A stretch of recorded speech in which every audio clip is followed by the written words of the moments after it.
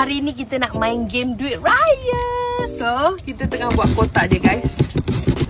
Sekarang ni kita nak sambung duit raya. So, kita sambung guna masking tape. Sekarang masa untuk kita kepitkan semua duit raya ni dekat sini. Paling banyak dekat sini adalah RM500. Anak yang tu tak boleh lah sayang.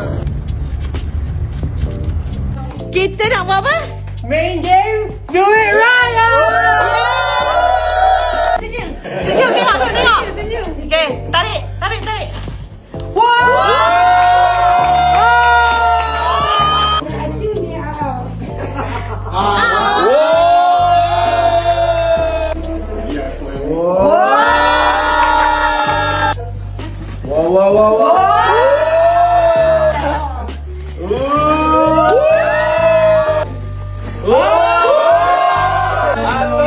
Orang beriman ya.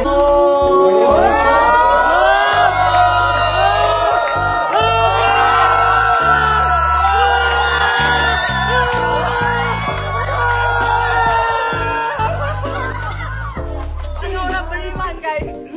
Alhamdulillah. Our director. Bismillahirrahmanirrahim.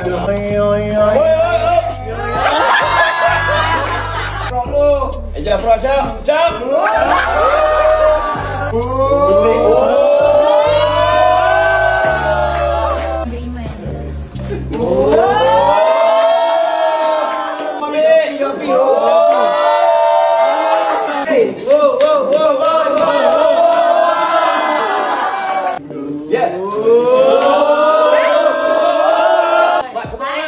Pressure.